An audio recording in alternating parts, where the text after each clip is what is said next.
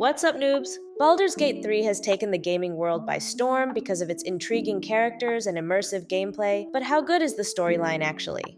Which is almost impossible to dissect because of all the different options and outcomes of this game, making every gameplay different, which in itself is very impressive.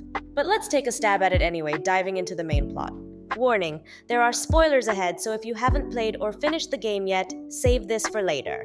So, the plot is that you wake up in a medieval fantasy world and find out your brain has been infected and that it will turn you into a monster. With your companions, you set out to find someone to cure you, and along the way, you discover that for some reason you are special and there might be bigger things going on here than you thought. Honestly, this is a great start. The stakes are high, which means motivation is high, deeming desperate and extreme acts reasonable. The fact that you are a little bit left in the dark leaves a lot of mystery and intrigue to keep playing and exploring and finding out what's going on. I love that they did this, because for some reason there is this trend, and especially in fantasy, that you need a whole 5-minute monologue to explain the history of the world, how things work, or how the character ended up where they are, leaving absolutely nothing up to your imagination, no mystery, and nothing to be curious about at all. So it's refreshing and relieving to see that there are still people out there who know how to set up a good story in a fantasy world setting without thinking the audience is stupid. But the story differs a bit depending on whether you are playing as the Dark Urge or Tav. Honestly, it's so cool that they give you the option to play evil, and that it has its own story, but that basically means that there are 4 main personal storylines. Resisting the urge, giving into the urge, evil Tav, and good Tav. Whichever you choose to play, the story with the most layers is definitely the Dark Urge one. Their main story is that they have memory loss and don't remember who they are and have these urges to kill and be violent. And little by little, their past is revealed, starting from the beginning all the way to Act 3. Which is impressive that they've managed to keep the intrigue and mystery the whole way through. And as you enter the city, you even get a plot twist when you meet Gortash. I think this is a great example of layered and interesting storytelling, always giving you just enough to advance the story, but also leaving you wanting to know more. A lot of people want to be able to side with or romance Gortash as they think that they might have been lovers in the past. Story-wise, I think that could have been a cool storyline, but not necessarily better. The only storyline where it would have been better is the Evil Dirge run, and for the others it wouldn't have made sense, so I understand why they didn't do it. In my opinion, Resisting the Urge is the strongest story because it's always more interesting when the protagonist has an inner conflict. If Dirge is just walking around being evil, there is no real resistance or conflict for them to deal with. If Dirge is trying to be a good person but constantly has to battle their inner demon, that's where the good stuff happens. Even more interesting to conquer the world is for a person to conquer themselves, because everyone can relate to that in some way. Particularly in Act 2, when Dirge might kill their partner, if they are evil and just kills them and gets a reward, it's not really that interesting. But waking their partner, confessing to them their big secret, and getting their help not only creates a stronger bond between them, but is way more layered and intriguing. And speaking of Act 2, it is so interesting to me that the second act, which usually is the most boring, has the most filler scenes, and is generally harder to write, is actually the best act in the whole game. You finally get to Moonrise Towers, which you've heard about for so long. You finally get some answers. But on the other hand, the plot just thickens even more. And you get more companions on the way, romances are advanced, there are curses to lift, backstories to fulfill, and the most interesting and badass, but also emotional boss. I have nothing to say about this act other than bravo. Act 3 is hard to dissect for me because it doesn't feel so much like a linear story as the other acts, but more like a series of smaller bosses and endings for characters, eventually leading to the big brain fight. So, going back to the Dark Urge storyline, I really love how it's gone up until meeting Gortash, and I think the meeting with Orin is cool too. I also love that you can choose to accept Bal and really dig into the evil role. I guess my only critique here, if you choose the good storyline, is that Withers came in and made it all better again. With the setup for this storyline, the best ending would have actually been a tragedy, that the Baal spawn sacrificed their life for the greater good, their last kill being themselves. But that wouldn't have been fun to play, so it's obvious why they didn't do that. But Withers reviving you is a cheap trick that isn't very satisfying to the story. Though it is a common storytelling technique called Deus Ex Machina, which basically means that the protagonist is magically saved by some big coincidence. I personally am a bigger fan of coincidences getting the protagonist into trouble and that they need to find their own way out of it. But one of my biggest icks in games and movies are when world rules are broken or adjusted to fit the story. We have Withers in our camp reviving our companions, but if one of our companions die when taken by Orin, they can't be revived? Why? World-wise, this makes no sense, only gameplay-wise, which really takes me out of the experience and the story. I'm suddenly very aware that this is just a game, and I feel cheated because if they can bend one rule to fit their story more conveniently, then how can we trust the rest of the gameplay? There needs to be real consequences for actions and consistently, or the audience and player will just stop caring. Another minor thing I don't like about the Dark Urge storyline is that you get dialogue options for being a Baldurian. Aren't they supposed to have memory loss? Why do they remember things from Baldur's Gate?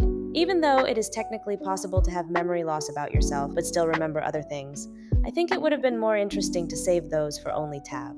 As Dirge already has their own dialogue options, it would have been nice to have the Baldurian options exclusively to Tav, making them more interesting as another playthrough. And speaking about Tav, I think it's also kind of annoying that they make this big point about Tav being from Baldur's Gate, but when we get there, there is no one they know in the city. My first playthrough, I was a rogue who used to be a criminal, and because there is so much personalized content and dialogue options for Baldurian, I was so disappointed that when I met Nine Fingers, she didn't know who I was. Honestly, this game is so good that I just expected too much from them, and I understand that they couldn't make a story for every class or backstory, but I feel like there should at least have been something. If they are Baldurian, maybe they long to see their family only to find out that they are dead. That could have worked for any background. My suspicion is that they didn't want to take away from the role-playing aspect, but then I ask, why make them Baldurian? If you set up a plot point and don't reward it, it's very dissatisfying and it takes you out of the story. Whenever you are reminded that you are watching a movie or playing a game, then it has failed because the goal is to keep the audience completely immersed and involved at all times. A few other minor plot points that come to mind that I was disappointed weren't rewarded was Elika. She had such a cool and interesting intro, I thought we were going to meet her again later, but I heard that she's just dead in the Githyanki crash. The idol of Sylvanas. Maul keeps saying that she needs to sell it in the city and she'll split the money with us, and I was disappointed that there wasn't any dialogue to even mention it when we met her in the city. The Necromancer. He specifically says he'll call upon us for our services later, so I definitely thought I would see him again. And if you're playing a sorcerer, he even says he can teach you the magic after you help him, but he never does. And Rugen asked us to find him in the Elfsong Tavern to buy us a drink, but he's nowhere to be seen. These all have a classic setup in storytelling, and have sort of been made a big deal about it, and it not being rewarded later just seems like a plot hole, mistake, or that someone forgot to write it. And the big plot point that everyone hates is choosing between the Emperor or the Gith Prince. I understand why they did it, so you couldn't have both characters gameplay-wise, because you would be stronger with the two of them, and players would just always choose that.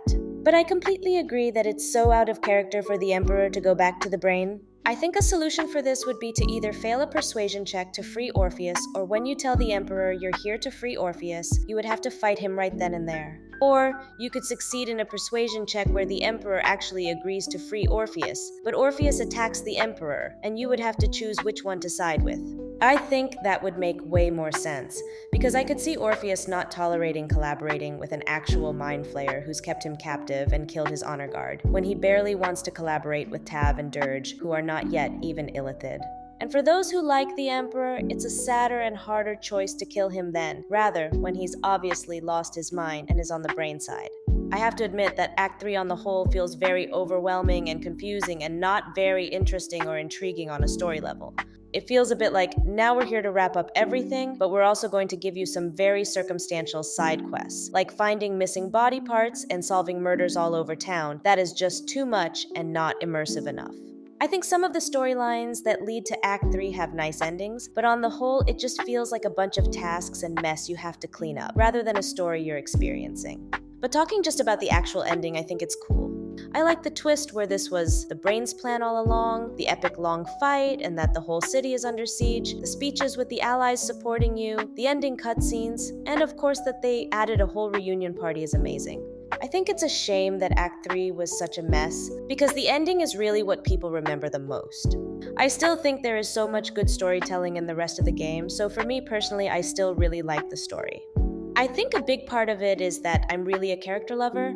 I can forgive a bad story with interesting characters more so than a good story with no interesting characters. Some people say it's the role-playing aspect, or the fact that it's based on D&D. Others say it's the tactical fighting and gameplay that makes Baldur's Gate 3 the game of the year. But I am thoroughly convinced that it's because of the stories and the characters.